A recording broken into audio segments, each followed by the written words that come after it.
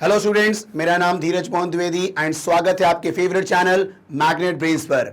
Magnet brains एक ऐसा channel जहां पर आपको मिलता है बिल्कुल फ्री ऑनलाइन एजुकेशन। तो चलें, आज हम शुरू करते हैं आपके फाउंडेशन कोर्स का जो चैप्टर है, that is unit and measurement. ये वो चैप्टर है जो मतलब ऐसा बोलें कि ये बहुत ही बेसिक चैप्टर है और इसका यूज आगे आने वाले सारे चैप्टर्स में यूज होगा, क्योंकि इसी चैप्टर में हम डिस्कस करेंगे different units of different quantities और inter conversion between one system to another system, है ना। मतलब यहीं पर हम बात करेंगे कि जितनी भी क्वांटिटीज होती हैं उनकी यूनिट्स क्या क्या होती हैं, उनके सिंबल क्या होते हैं, अगर एक सिस्टम से दूसरे सिस्टम में कन्वर्ट करना हो यूनिट को तो क्या रिलेशन वहां पर फॉलो होगा। ये सब कुछ अपन को इस चैप्टर में देखना है ना। तो आज के वीडियो में हम देखेंगे इस चैप्टर का पहला topic, that is physical quantities. ठीक है, तो पहले मैं आपको बता देता हूं कि ये जो आपका फाउंडेशन कोर्स है इसके अंदर हम क्या क्या प्रोवाइड करेंगे, पहले वो मैं आपको थोड़ा सा बता देता हूं, फिर मैं शुरू करूंगा ये आपका टॉपिक फिजिकल क्वांटिटीज, है ना। देखो, ये जो आपका फाउंडेशन कोर्स मॉड्यूल रहेगा इसमें हम लोग क्या क्या कवर करने वाले हैं। टॉपिक वाइज एक्सप्लेनेशन वीडियो, मतलब जो भी चैप्टर होगा उसका प्रॉपर एक्सप्लेनेशन का वीडियो बनेगा आपका। ठीक है, नाउ प्रैक्टिस प्रॉब्लम, ठीक है, मतलब जो भी हम टॉपिक पढ़ेंगे उसके ऊपर प्रैक्टिस प्रॉब्लम वहां पर आपको कराई जाएगी पीडीएफ फॉर्म में। ठीक है, उसके बाद daily practice problem solution video, मतलब जो भी आपको डेली प्रैक्टिस पेपर मिलेगी, ठीक है, आप लोग उसको सॉल्व करेंगे और उसके बाद उसका सॉल्यूशन वीडियो भी आपको दिया जाएगा उसका। नाउ उसके बाद chapter wise MCQ, chapter complete होने के बाद, मतलब किसी चैप्टर का सारे टॉपिक्स जब कंप्लीट हो जाएंगे तो उस चैप्टर के मल्टीपल चॉइस क्वेश्चंस भी आपको कराए जाएंगे। ठीक है, उसके बाद doubt solving session, weekly live session, मतलब जो भी आपका डाउट होगा उसको आप लोग इकट्ठा करें, नोट करें और फिर जब हम लाइव सेशन करेंगे वहां पर आपके सारे डाउट्स क्लियर किए जाएंगे। उसके बाद है आपका weekly test paper chapter wise, मतलब जो भी आपका चैप्टर है चैप्टर वाइज वहां पर वीकली टेस्ट होगा ताकि आप अपने आप को एसेस कर पाओ कि हमने कितना सीखा है ना। ठीक है, नाउ इसके बाद guidance about paper pattern, stress management etcetera and official notification related to examination. अब जैसा कि आपको पता है कि फाउंडेशन कोर्स जो है, अगर आप इसको सही तरीके से पढ़ते हो तो जो आपके एग्जाम होते हैं कंपटीशन लेवल वाले, जैसे आपके होते हैं ओलंपियाड, बात करूं मैं आपका एनएसओ नेशनल साइंस ओलंपियाड, एनएसटीएससी, उसके बाद एनटीएससी, तो ये जो आपके नेशनल लेवल के एग्जाम्स हैं, है ना, उनके नोटिफिकेशंस कि ये कब एग्जाम होने वाला है वो आपको पहले से यहां पर बताया जाएगा, है ना। उस एग्जाम के पैटर्न क्या है उसके भी वीडियो बनाए जाएंगे, वहां पर कैसे आपको उस एग्जाम को अटेम्प्ट करना है ना, वो भी आपको बताया जाएगा यहां पर। ठीक है, मतलब बहुत कुछ मिलेगा आपको इस फाउंडेशन कोर्स में, है ना। नाउ इसके बाद chapter wise one short revision, जैसे मैंने बताया कि आपको चैप्टर के सारे टॉपिक्स के अलग अलग वीडियो मिलेंगे, उसके बाद एक कंप्लीट वन शॉट रिवीजन रहेगा उस पूरे चैप्टर का ताकि हम उसको एक बार में रिवाइज कर पाएं। एंड लास्ट में आपका है ऑनलाइन टेस्ट सीरीज। ठीक है, ऑनलाइन फॉर्म में आप चैप्टर वाइज, ठीक है, या 2 चैप्टर के या 3 चैप्टर के आपके टेस्ट सीरीज होंगे, वो भी आप अटेम्प्ट कर सकते हैं। तो ये इतना कुछ आपको मिलेगा इस पूरे फाउंडेशन कोर्स मॉड्यूल में। ठीक है, तो चलें अब हम शुरू करते हैं अपना topic, that is physical quantities, है ना। ध्यान देना आप लोग यहां पर, what is physical quantities, what is physical quantities. देखो, हम किस क्वांटिटी को कहते हैं कि ये फिजिकल क्वांटिटी होगा, तो सुनना ध्यान से, ऐसे क्वांटिटी को फिजिकल क्वांटिटी कहा जाता है जिनको आप मेजर कर सकते हो, जिनको आप नाप सकते हो, है कि नहीं। जैसे मैंने कहा मास, आप बता सकते हो ना इसका मास कितना है, ठीक है, तो आप किसी भी ऑब्जेक्ट के मास को मेजर कर सकते हो, मतलब mass is a physical quantity, है ना। मैंने कहा लेंथ, आप बता सकते हो कि इसकी लेंथ कितनी है, आप मेजर कर सकते हो, है ना। तो length is also a physical quantity, ठीक है। फोर्स, कितना फोर्स है, एनर्जी, कितनी एनर्जी है, एक्सेलरेशन, वेलोसिटी, ये सब क्या होंगे, फिजिकल क्वांटिटीज, क्योंकि इनको आप मेजर कर सकते हो, इनकी आप वैल्यू बता सकते हो कितनी है ये, है ना। बट अगर मैं तुमसे बोलूं स्मेल, क्या ये स्मेल होता है फिजिकल क्वांटिटी? नहीं। क्यों? क्योंकि आप स्मेल को मेजर नहीं कर सकते। हां, आप ये बता सकते हो कि स्मेल अच्छी है, बुरी है ना, मतलब उसके क्वालिटी को आप बता पा रहे हो, लेकिन आप ये नहीं बताओगे कि स्मेल कितनी है, उसकी क्वांटिटी को आप नहीं बता पाओगे, ठीक है। इसीलिए smell is not a physical quantity. Is it clear? तो यही यहां पर मैंने लिखा हुआ है, देखो, quantities that can be measured is known as physical quantities. Is it clear? तो ये होता है आपका definition of physical quantities. Example मैंने कहा कि आपका mass, length, time, velocity, acceleration etcetera, force, energy, बहुत सारी होती हैं, ठीक है। क्लियर है कहानी? चलो, तो ये तो हो गया आपका व्हाट इज फिजिकल क्वांटिटीज।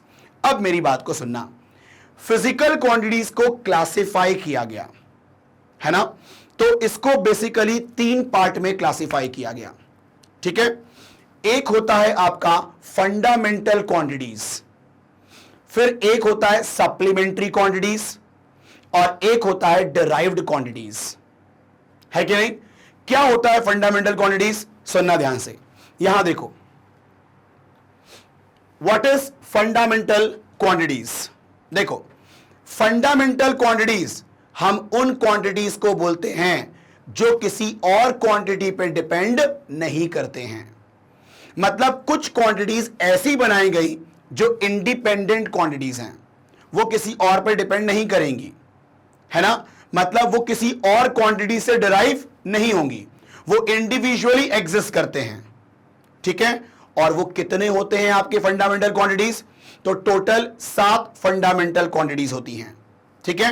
कौन कौन सी हैं? देखो, पहला होता है आपका लेंथ, है ना, फिर mass, time, temperature, luminous intensity, electric current और अमाउंट ऑफ सब्सटेंस। ये 7 होती हैं आपकी फंडामेंटल क्वांटिटीज, जिसमें आप लोग लेंथ को जानते हो, मास को जानते हो, टाइम को जानते हो, टेम्परेचर को भी जानते हो, लेकिन ल्यूमिनस इंटेंसिटी को नहीं जानते आप, है ना। ये वैसे आप लोग जब वैसे बहुत ही रेयरली यूज होता है ना, लेकिन मैं बता देता हूं क्या होता है ल्यूमिनस इंटेंसिटी।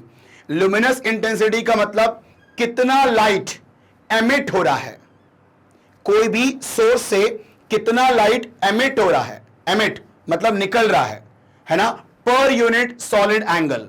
और वो सॉलिड एंगल क्या होता है वो अभी अपन देखेंगे थोड़ी देर के बाद, ठीक है। तो बस इतना समझ लो आप लोग अभी कि लुमिनस इंटेंसिटी का मतलब amount of light emitting by the source, है कि नहीं, ठीक है। बाकी ये वाला जो आपका फंडामेंटल क्वांटिटी है वो बहुत ही रेयरली यूज होता है ये चीज, है ना, ठीक है ना। बाकी आप लोग जानते ही हो इलेक्ट्रिक करंट, ठीक है, और अमाउंट ऑफ सब्सटेंस जिसके यूनिट होती है मोल, मोल सुना होगा आप लोगों ने ये चीज, ठीक है, ओके।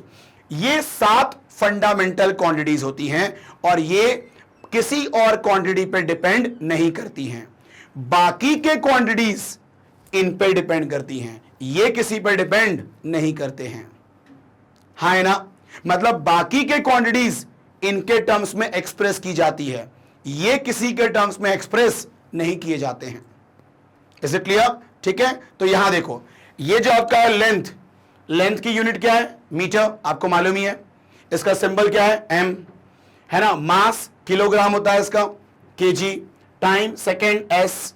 टेम्परेचर केल्विन, के, है ना। लुमिनस इंटेंसिटी की यूनिट क्या होती है, कैंडेला, ठीक है। इसके यूनिट, इसका सिंबल क्या होगा, सीडी। फिर इलेक्ट्रिक करंट जानते हो, एम्पियर, ये इसकी यूनिट होती है डिनोटेड बाय ए। ठीक, फिर अमाउंट ऑफ सब्सटेंस मोल, और इसका सिंबल क्या होता है MOL। ठीक है, तो ये होती है आपकी 7 fundamental quantities. Is it clear? ठीक है, चलो अब हम बात करेंगे एक और टाइप की quantity called as supplementary quantities. ठीक है, तो टोटल 2 होती हैं सप्लीमेंट्री क्वांटिटीज। ध्यान देना आप लोग, इधर देखो, सप्लीमेंट्री क्वांटिटीज है ना, ये भी एक प्रकार से फंडामेंटल बोल सकते हो आप लोग, लेकिन फंडामेंटल में रखते नहीं है क्योंकि इनका फॉर्मूले के हिसाब से कोई यूनिट नहीं होती है। यूनिट देते हैं इसका, है ना, लेकिन जब इसका फॉर्मूला लिखूंगा ना मैं, तो उस फॉर्मूले के हिसाब से इसकी कोई यूनिट नहीं है, मतलब इसका कोई डायमेंशन नहीं होता। क्या होता है डायमेंशन, वो आगे पढ़ोगे आप लोग, है ना। तो ध्यान देना, इसमें क्या होता है, ये आपका 2 होती हैं सप्लीमेंट्री क्वांटिटीज। एक होता है प्लेन एंगल और एक होता है सॉलिड एंगल। ये 2 होती हैं आपकी सप्लीमेंट्री क्वांटिटीज। मैं बताता हूं आपको क्या होता है ये प्लेन एंगल। देखो सुनो ना, प्लेन एंगल मतलब एंगल बन रहा है एक प्लेन पर, एक सरफेस पर। ठीक है, कैसे, देखो तुम ये बताओ, ये मान लो आर्क है, ये आर्क, इस आर्क ने इस पॉइंट पर एक एंगल फॉर्म किया से थीटा, है ना। तो इस एंगल को बोलेंगे हम लोग प्लेन एंगल। क्या बोलेंगे इसको हम लोग? Plane angle. तो अगर कोई आर्क एक एंगल फॉर्म कर रहा है एक पॉइंट पर, है ना, और वो एंगल एक सरफेस पे है, तो ऐसे एंगल को हम क्या कहते हैं? Plane angle. So this is called as plane angle, है कि नहीं। और सुनो, ये आपका हो जाएगा रेडियस। तुम बताओ, अगर मैं यहां पर कंप्लीट करूं तो ये एक सर्कल बन जाएगा ना, तो ये एक सर्कल का पार्ट ही है ना, तो ये आपका रेडियस। ये होता है आर्क। मान लो आर्क की लेंथ कितनी होगी? L होगी। ठीक है, तो प्लेन एंगल का फॉर्मूला होता है theta equal to arc upon radius. क्या होता है इसका फॉर्मूला? Arc upon radius. अब तुम बताओ, अगर मैं इसका यूनिट निकाले जाऊं फॉर्मूले से, तो देखना इसका यूनिट नहीं निकलेगा। देखो तुम बताओ, ये है length of arc, length of arc मतलब मीटर होगा। ये आपका रेडियस, रेडियस का भी यूनिट क्या होगा? मीटर ही होगा। तो आप बताओ, मीटर मीटर कैंसिल हो गए ना, है कि नहीं।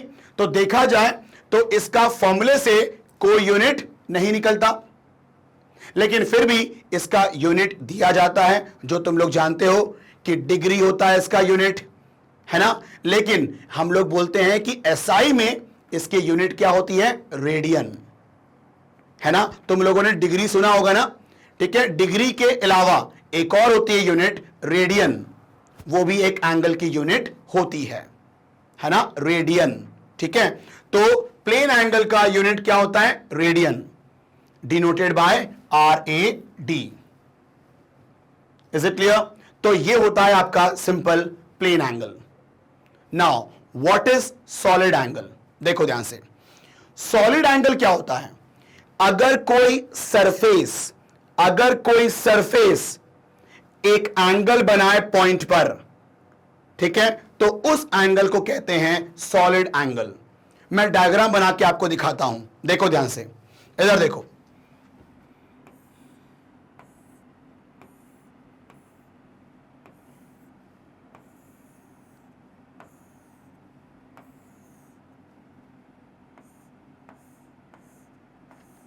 ये देखो, ये आपको दिख रहा है, ये एक सरफेस है, इस सरफेस ने एंगल बनाया यहां पर, है कि नहीं। तो आपको दिख रहा है ये जो एंगल बना है वो भी एक सरफेस के फॉर्म में है कि नहीं। ठीक है, तो मान लो ये जो सरफेस है इसका एरिया A है और ये रेडियस R है कि नहीं। तो ये जो आपका एंगल होगा, this angle called as solid angle, है ना। ठीक है, तो इस सॉलिड एंगल को रिप्रेजेंट किया जाता है, ठीक है, एक सिंबल होता है आपका ओम, सॉरी, एक होता सिंबल होता है ओमेगा, ठीक है। ये देखो, ये तुम लोग इस्तेमाल करते थे रेजिस्टेंस को, रेजिस्टेंस के यूनिट में तुम लोग इसको इस्तेमाल करते थे। ये सिंबल को कहते हैं हम लोग ओमेगा,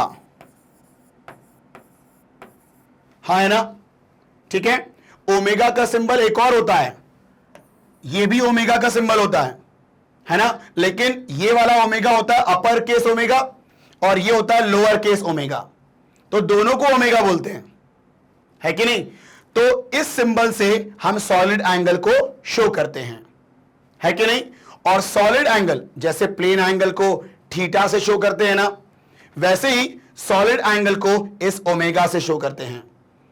और ये सॉलिड एंगल का फॉर्मूला क्या होता है? सिंपल, एरिया अपॉन रेडियस का स्क्वायर, है कि नहीं। तो ये होता है आपका formula to calculate solid angle. Is it clear? ठीक है। और सॉलिड एंगल की यूनिट क्या होती है? स्टेरेडियन। क्या होती है? Steradian. This is the unit of what? Solid angle. ये तो सिंबल हुआ ना एंगल को शो करने का। जैसे यहां पर प्लेन एंगल को शो करने का सिंबल क्या है? थीटा। और उसकी यूनिट क्या होती है? एक्सप्रेस करने के लिए जो यूनिट चाहिए वो क्या होती है? रेडियन। वैसे ही आपका इसका सिंबल क्या होता है एंगल को शो करने का? ओमेगा, है ना। और इसकी यूनिट क्या होती है? मतलब इसके वैल्यू को एक्सप्रेस करने के लिए जो यूनिट होगी वो क्या होती है? Steradian, denoted by SR। हाँ है ना, ठीक है। मान लो कहीं पर लिखा हुआ है सॉलिड एंगल की वैल्यू 20 स्टेरेडियन, तो आप बोलोगे ओमेगा इक्वल टू 20 स्टेरेडियन, है कि नहीं? ठीक है। चलो, तो ये होता है आपका सॉलिड एंगल। तुम लोगों ने ये चीज देखी होगी, कहीं पर तुमने देखा होगा, तरबूज देखा होगा, तरबूज।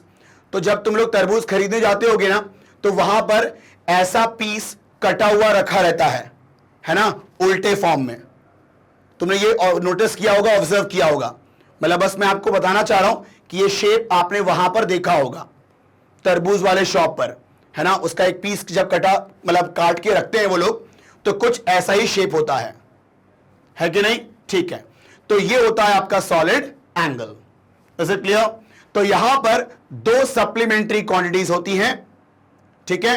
एक हो गया आपका व्हाट? प्लेन एंगल, और एक हो गया आपका solid angle. Is it clear? ठीक है। नाउ अब हम बात करेंगे डिराइव्ड क्वांटिटीज की, है ना। देखो ध्यान से क्या होता है डिराइव्ड क्वांटिटीज, इसको नोट कर लो आप लोग, फिर आगे बढ़ते हैं। हां, ध्यान देना, व्हाट इज डिराइव्ड क्वांटिटीज? ठीक है, देखो ध्यान से, व्हाट इज डिराइव्ड क्वांटिटीज? देखो ना, नाम में ही छुपा हुआ है इसका डेफिनेशन। देखो, डिराइव्ड क्वांटिटीज मतलब ऐसी क्वांटिटीज जो कहीं से डिराइव हुई हैं, मतलब ऐसी क्वांटिटीज जो दूसरे क्वांटिटीज पर डिपेंड कर रही हैं, है ना, उसे कहते हैं डिराइव्ड क्वांटिटीज। ठीक है। For example, force, energy, velocity, accelerations, ये सब क्या हैं? डिराइव्ड क्वांटिटीज हैं, है ना। ये सारी क्वांटिटीज फंडामेंटल क्वांटिटीज पर डिपेंड करती हैं। ठीक है, मैं एग्जांपल देता हूं आपको, तुम बताओ। देखो, अगर मैं बात करूं एक्सेलरेशन की, अगर मैं बात करूं एक्सेलरेशन की, ठीक है, तो एक्सेलरेशन का फॉर्मूला क्या होता है? आपको मालूम है change in velocity upon time होता है। ठीक है, फॉर्मूला तो ठीक है, आप बताओ उसकी यूनिट क्या होती है एक्सेलरेशन की? मीटर पर सेकेंड स्क्वायर होती है कि नहीं? है कि नहीं? और अब बताओ, ये मीटर मतलब लेंथ, मतलब फंडामेंटल हुआ कि नहीं हुआ? ये सेकेंड मतलब टाइम, ये फंडामेंटल हुआ कि नहीं हुआ? मतलब एक्सेलरेशन को आपने फंडामेंटल के टर्म्स में एक्सप्रेस किया हुआ है ना, देखो, है कि नहीं? मतलब मैं आपसे एक बात कहता हूं कि जो 7 फंडामेंटल आपने देखा और जो 2 सप्लीमेंट्री देखा, इनके अलावा जितने भी क्वांटिटीज होती हैं पूरे फिजिक्स में सबको तुम एक्सप्रेस कर सकते हो in terms of fundamental quantities, है कि नहीं? देखो ये तो हो गया एक्सेलरेशन। मैं बात करता हूं, एक काम करते हैं, बात करते हैं अपन फोर्स की बात करते हैं, ठीक है? देखो फोर्स,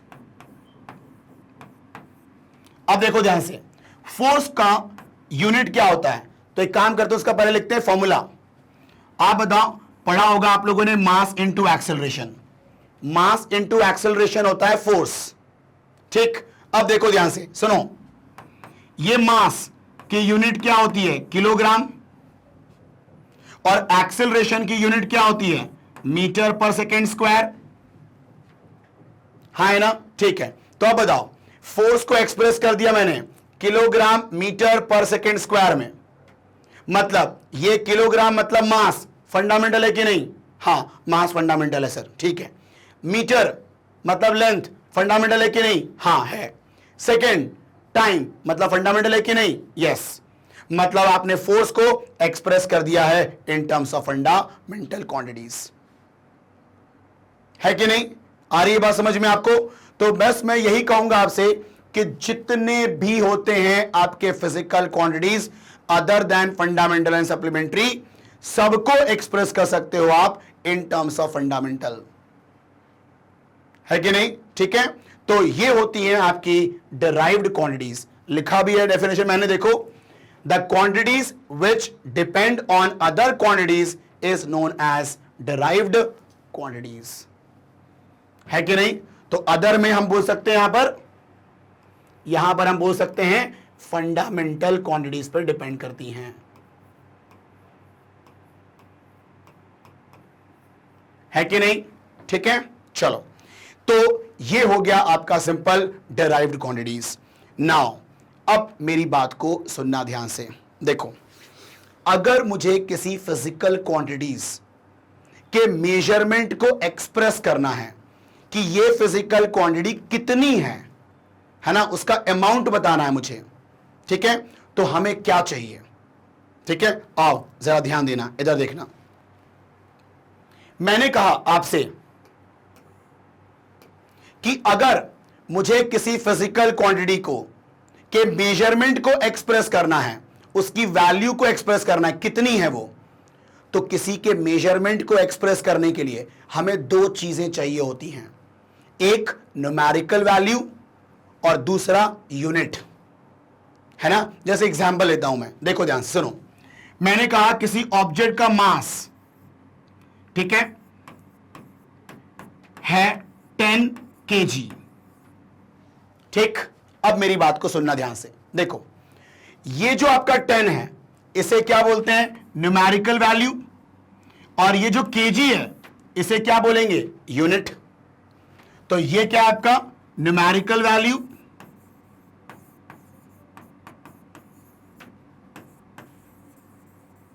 और ये क्या है? आपका यूनिट चोजन, हाँ है ना? ठीक है, मतलब अगर किसी क्वांटिटी के मेजरमेंट को एक्सप्रेस करना है, बताना है, तो हमें न्यूमेरिकल वैल्यू चाहिए और यूनिट चाहिए, तभी हम किसी के मेजरमेंट को एक्सप्रेस कर पाएंगे, है कि नहीं? ठीक है, जैसे मैंने कहा कि मान लो मैं कहता हूं इसका मास 10 है, तुम बोलोगे 10 मतलब क्या सर? 10 क्या? मैंने सिर्फ न्यूमेरिकल वैल्यू बोल दी, तो मेरा मेजरमेंट का जो एक्सप्रेशन है वो इनकम्प्लीट रहा ना, ठीक है? तुम बोलोगे ना सर 10 क्या? 10 ग्राम के 10 kg, है ना? क्या बोल रहे हो आप? ठीक है, मतलब जब तक मैं न्यूमेरिकल वैल्यू के साथ यूनिट नहीं बोलूंगा, तब तक मेरा मेजरमेंट आपका इनकम्प्लीट रहेगा, है कि नहीं? ठीक है, वही मैंने बोला कि इसका मास ग्राम है, तुम बोलोगे ना कितना ग्राम? मतलब अगर मैं सिर्फ यूनिट बोल दूं तो वो भी आपका इनकम्प्लीट इंफॉर्मेशन रहेगा। मतलब मुझे दोनों चीजें चाहिए, न्यूमेरिकल वैल्यू भी और यूनिट भी चाहिए। बोलो हाँ है ना? ठीक है, तो वही देखना ध्यान से। किसी भी फिजिकल क्वांटिटी को, ये जो Q है ना, Q, ये कोई भी फिजिकल क्वांटिटी हो सकता है, ठीक है? मास, लेंथ, टाइम, फोर्स, वेलोसिटी, कुछ भी हो सकता है ये। उसको अगर एक्सप्रेस करना है, then we require a numerical value and unit, है कि नहीं? ठीक है, दोनों मिलेंगे तभी हम उस मेजरमेंट को एक्सप्रेस कर पाएंगे। ठीक है, तो यहां पर n क्या है आपका? न्यूमेरिकल वैल्यू, और u क्या है? Unit chosen. हाँ है ना? ठीक है, चलो अब मेरी बात को सुनना ध्यान से। तुम ये बताओ, अगर किसी फिजिकल क्वांटिटी के मेजरमेंट को अगर आप एक्सप्रेस करते हो और उसका फिर यूनिट चेंज करते हो, तो क्या यूनिट चेंज करने से वो अमाउंट ऑफ फिजिकल क्वांटिटी अलग बदल जाता है क्या? नहीं ना। तुम ये बताओ, मैंने कहा कि अगर मास है, मैंने कहा मास 20 kg है, अब मैं इसका यूनिट चेंज कर रहा हूं, मैं ग्राम कर रहा हूं, तो केजी को ग्राम में कैसे करते हैं? इंटू 1000। तो आप बताओ 20 में 1000 इंटू करोगे कितना आएगा? 20,000।